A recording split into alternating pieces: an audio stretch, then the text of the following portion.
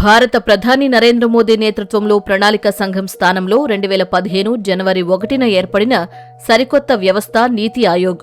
National institute for transforming India పేరు యొక్క సంక్షిప్త రూపమే నీతి, NITI.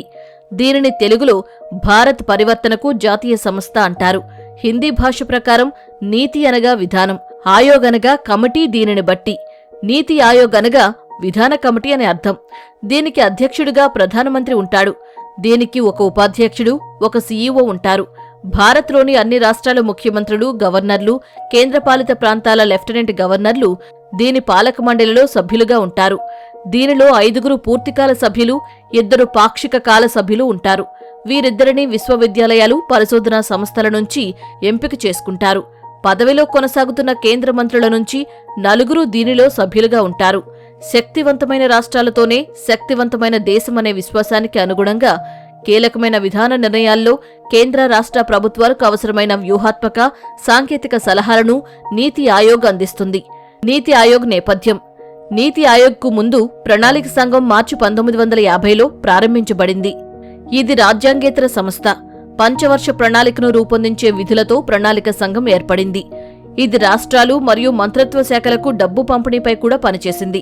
మొదటి పంచవర్ష ప్రణాళిక 1951-56 సంవత్సరానికి రూపొందించబడింది. చివరి పంచవర్ష ప్రణాళిక 2012-17 సంవత్సరానికి రూపొందించబడింది. ప్రణాళికా సంఘం స్థానంలో తరువాత నీతి ఆయోగ్ను ఏర్పాటు చేశారు. 2015లో బీజేపీ ప్రభుత్వం న్యూఢిల్లీలో ప్రధాన కార్యాలయంతో దీనిని స్థాపించింది. National institution for transforming India ప్రభుత్వానికి సలహా ఇస్తుంది. ఆరోగ్యం, విద్య మరియు వాటికి సంబంధించిన వివిధ విధానాలకు సంబంధించిన వివిధ సమస్యల కోసం ఇది జరుగుతుంది. వివిధ విధానాలను రూపొందించడంలో ఇది దిగువ నుండి పైకి విధానాన్ని అనుసరిస్తుంది. కేంద్ర స్థాయిలో రూపొందించబడిన ప్రణాళికలు రాష్ట్ర స్థాయికి వాటిలో వాటా కలిగి ఉండడానికి అవకాశాన్ని కల్పిస్తాయి. నీతి ఆయోగ్ కూర్పు national institute for transforming India Aayog అనేది కేంద్ర ప్రభుత్వ నాయకులు, నిపుణుల విశ్లేషకులు మరియు భారతదేశంలోని ప్రతి రాష్ట్రం నుండి ప్రతినిధుల కలయికతో రూపొందించబడింది. వీరంతా భారతదేశ దిశలో సహాయం చేయడానికి కలిసి పనిచేస్తారు. ఆయోగ్కు ప్రధానమంత్రి నేతృత్వం వహిస్తారు మరియు దేశ విధానాల అభివృద్ధికి దోహదపడే అనేక ఇతర ముఖ్యమైన వ్యక్తులు ఇందులో ఉన్నారు. సమాఖ్య ప్రభుత్వం మరియు రాష్ట్రాల మధ్య ఈ భాగస్వామ్యం ద్వారా నీతి ఆయోగ్ భారతదేశ వృద్ధి ఎజెండాను ప్రభావితం చేస్తుంది. చైర్పర్సన్. భారత ప్రధానమంత్రి నీతి ఆయోగ్ చైర్మన్గా వ్యవహరిస్తారు. Vice chairperson. NITI Aayog vice చైర్పర్సన్ను ప్రధానమంత్రి నియమిస్తారు. Governing council. గవర్నింగ్ కౌన్సిల్ అన్ని రాష్ట్రాల ముఖ్యమంత్రులతో కూడి ఉంటుంది. ఇందులో అన్ని కేంద్రపాలిత ప్రాంతాల లెఫ్టినెంట్ గవర్నర్లు కూడా ఉంటారు. ప్రాంతీయ మండలి నిర్దిష్ట ప్రాంతీయ సమస్యలను పరిష్కరిస్తుంది. దీనికి ప్రధానమంత్రి లేదా ఆయన నామినీ అధ్యక్షత వహిస్తారు.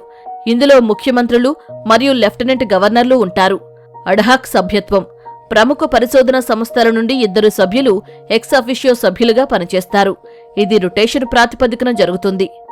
ఎక్స్ అఫిషియో సభ్యత్వం.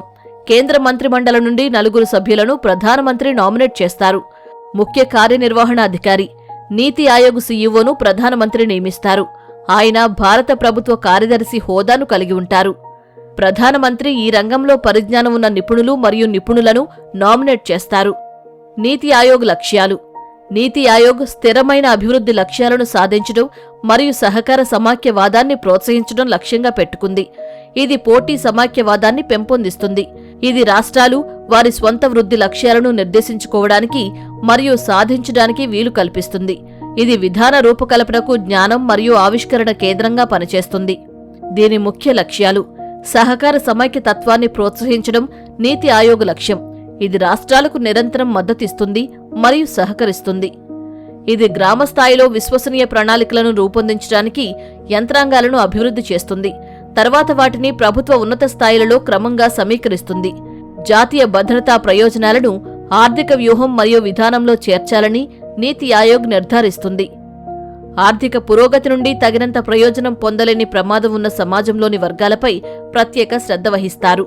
నీతి ఆయోగ్ కీలక భాగస్వాములు జాతీయ మరియు అంతర్జాతీయ థింక్ ట్యాంకులు, విద్యా సంస్థలు మరియు విధాన పరిశోధనా సంస్థల మధ్య భాగస్వామ్యాలను ప్రోత్సహిస్తుంది.